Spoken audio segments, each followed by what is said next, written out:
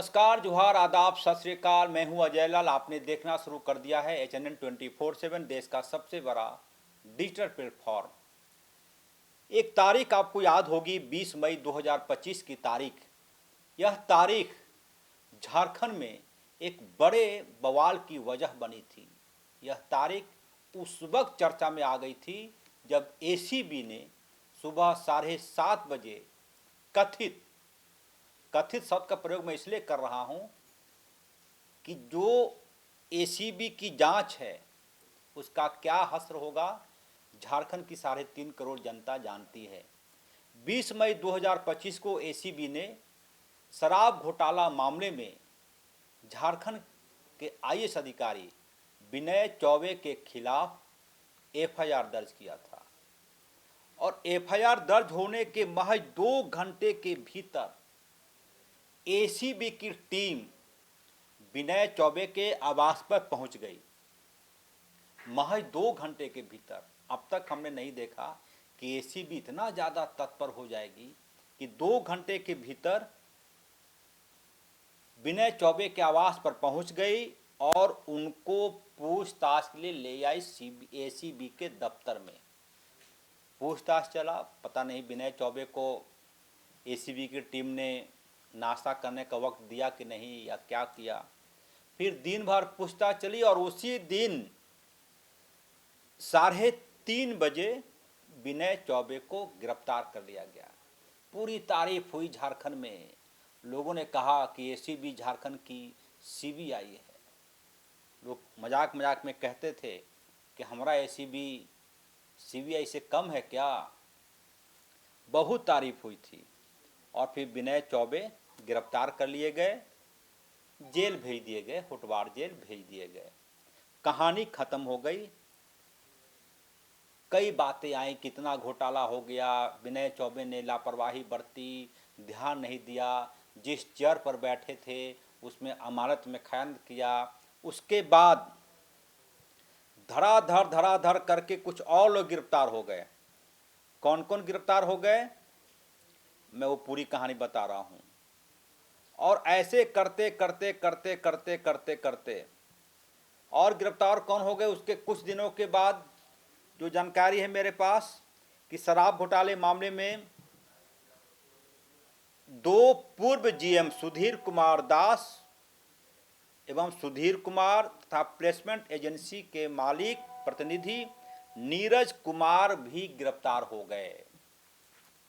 उसके पहले उसके बाद में कई और लोग गिरफ्तार हुए। कहानी खत्म हो गई। अब जो कहानी है कि ACB 3 महीने के भीतर यानी कि 90 दिनों के भीतर चार्जशीट दाखिल नहीं कर पाई। कुछ नहीं मिला। कोर्ट में कहा कि भैया मिला ही नहीं, कोई साक्ष्य नहीं है, मैं क्या करूं, लिहाजा चार्जशीट दाखिल नहीं हुआ। ACB ने, जो अदालत है, उसने विनय चौबे को जमानत दे दी। कहा कि जब चार्जशीट ही नहीं हुआ तो आपको जेल में रखने का कोई अधिकार कानून को नहीं है, आप जमानत पर रिहा हो जाइए, कुछ चीज़ों का ख्याल रखिएगा। उसके बाद 2 दिन बाद 2 पूर्व GM सुधीर कुमार और सुधीर कुमार दास को और प्लेसमेंट एजेंसी के जो प्रतिनिधि थे नीरज कुमार को भी जमानत मिल गई। उसके पहले उत्पाद विभाग के एक और अधिकारी को भी जमानत मिल गई। वजह, ACB को साक्ष्य नहीं मिला, चार्जशीट वक्त पर दाखिल नहीं हुआ। ये कहानी आप लोग जानते होंगे। नई कहानी अब यह है कि झारखंड के भाजपा के प्रदेश अध्यक्ष और leader of opposition Babulal Marandi ने मुख्यमंत्री हेमंत सोरेन को एक पत्र लिखा है। उस पत्र में क्या है मैं आपको बताने की कोशिश कर रहा हूं। उस पत्र में मेरे पास कॉपी है, वो सीधे लिखा है बाबूलाल मरांडी ने कि माननीय मुख्यमंत्री जी, विषय शराब घोटाले की जांच में जानबूझकर की गई ढिलाई और आरोपियों को जमानत मिलने के संबंध में। फिर बाबूलाल मरांडी जी और आगे जाते हैं। मेरे पास पूरा वो मूल कॉपी है, उसको मैं पढ़ने की कोशिश करता हूँ। बाबूलाल मरांडी लिखते हैं, क्योंकि ये पत्र सार्वजनिक हो चुका है। बाबूलाल मरांडी ने लगभग 6-7 पन्ने का पत्र लिखा है। बाबूलाल मरांडी लिखते हैं कि मुझे आशंका थी, मैं पढ़ दे रहा हूँ, मुझे आशंका थी कि शराब घोटाले की जांच और गिरफ्तारी केवल जनता की आंखों में धूल झोंकने, बड़े षड्यंत्रकारियों को बचाने और भयादोहन कर मोटी रकम वसूली का रास्ता निकालने का एक प्रयास है, और दुर्भाग्य से यह आशंका अब सच साबित हो रही है। बाबूलाल मरांडी लिखते हैं मुख्यमंत्री को।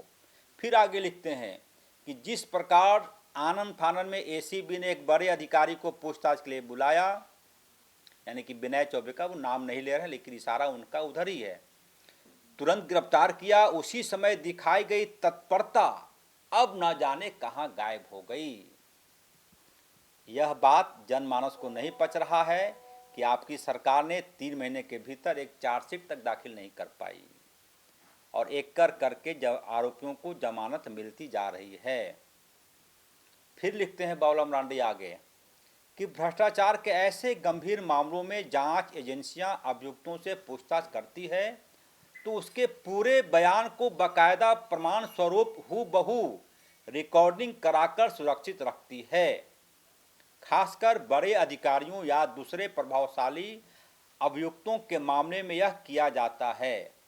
पत्र में बाबूलाल मरांडी लिखते हैं आगे कि मुझे यह पता चला है कि एसीबी ने जिन अधिकारियों और पदाधिकारियों को गिरफ्तार करके पूछताछ किया, उनमें किसी के भी पूछताछ की कोई रिकॉर्डिंग नहीं रखी गई, ताकि जांच अधिकारी को जो मन मुताबिक लगे वही बयान दर्ज करे, जिसको चाहे फंसा दे, जिसको चाहे बचा ले। अब बाबूलाल मरांडी सवाल उठाते हैं राज्य के मुख्यमंत्री पर। वो बोलते हैं कि यह मेरे समझ से परे है कि यह सब गोरखधंधा समय पर चार्जशीट न करने की योजना पर काम आपकी सहमति से हुआ या नहीं। मुझे तो नहीं लगता कितना बड़ा गोरखधंधा और डील बिना आपकी इजाज़त करने की हिम्मत कोई अधिकारी कर सकता है। बाबूलाल जी लिख रहे हैं। फिर बोलते हैं कि विभागीय मंत्री और मुख्यमंत्री के नाते अगर ये सब आपकी जानकारी और सहमति से हुआ है और हो रहा है, तब भगवान ही मालिक है। अगर ऐसा नहीं है तो बिना विलंब दोषी अफसरों पर कार्रवाई करें और उनसे पूछें कि यह जांच में देर क्यों हुई। फिर आगे और लिखते हैं वगैरह वगैरह। फिर आगे लिखते हैं कि आप खुद एसीबी के मंत्री हैं, कल आप फिर कहेंगे कि आपको इस मामले में कोई जानकारी नहीं दी, अधिकारियों ने आपको अंधेरे में रखा, इसलिए मैं आपको आज ही सचेत कर रहा हूं, आप इसका संज्ञान लीजिए। बड़े आरोपियों को बेल दिलाने के मामले में जानबूझकर समय पर चार्जशीट न करने के लिए किन लोगों ने बड़ी डील की है, इसकी जांच कराइए। लाभार्थी कौन है, किस वजह से समय पर चार्जशीट नहीं हो पाया, आरोपियों को जमानत का लाभ दिलाया जा रहा है, इस साजिश में कौन कौन शामिल है, ऐसे लोगों को चिन्हित करके आप कार्रवाई कीजिए। अंत में लिखते हैं कि मेरा आपसे पुनः आग्रह है कि आप इस दिखावे की जांच को बंद कर पूरे मामले की सीबीआई जांच कराएं, ताकि वास्तविक दोषियों को पकड़ा जा सके। केस करने, पकड़ने, फिर डील कर जमाने की सुविधा प्रदान करने वाले षड्यंत्रकारियों पर कार्रवाई हो सके। धन्यवाद। सेवा में श्री हेमंत सोरेन जी, माननीय मुख्यमंत्री झारखंड सरकार, आपका बाबूलाल मरांडी। अब ये सवाल ये उठता है कि क्या जो तत्परता 20 मई को एसीबी ने दिखाई थी, वो तत्परता की वजह क्या थी? क्या एसीबी राज्य की जनता से माफी मांगेगा? क्या एसीबी विनय चौबे को सॉरी कहेगा कि गलती हो गई, मुझे इतनी जल्दी आपको गिरफ्तार नहीं करना चाहिए था? लॉ ये कहता है, नियम ये कहता है, कायदा ये कहता है कि यदि किसी के खिलाफ कोई कार्रवाई या किसी के खिलाफ कोई शिकायत है, एफआईआर दर्ज होने के बाद, विनय चौबे तो आईएएस थे, विनय चौबे तो आईएएस हैं, फिर इतनी हड़बड़ी, इतनी जल्दीबाजी किसके इशारे पर की गई? यह जांच का विषय हो सकता है। और यदि एसीबी ने फरवरी दिखाई थी, तत्परता दिखाई थी, उसको बहुत बधाई। लेकिन यदि 90 दिनों के भीतर चार्जशीट नहीं हो सका तो इसके लिए एसीबी को तत्काल माफ़ी मांगना चाहिए। किससे? राज्य की जनता से, विनय चौबे से और वैसे लोगों से जो एसीबी की कार्रवाई में जेल गए, 90 दिनों तक जेल में रहे, चार्जशीट नहीं हुआ, वो बाहर निकल गए। क्या एसीबी विनय चौबे की इन 3 महीनों को लौटा सकती है? क्या गजेंद्र सिंह या फिर अन्य लोग जो कि एसीबी के द्वारा गिरफ्तार किए गए थे, उनका वक्त की वापसी एसीबी कर सकता है? सवाल का जवाब नहीं है। लिहाजा चौतरफा सवाल उठ रहे हैं। मुझे लगता है कि इस मामले में एसीबी को जवाब देना चाहिए कि यदि फरवरी में गिरफ्तारी हुई तो आधार क्या था, और यदि जमानत मिल गई, चार्जशीट नहीं हो पा रहा है, तो उसका आधार क्या है। फिलहाल सहयोगी कौशल नारायण के साथ मुझे दीजिए इजाज़त। नमस्कार।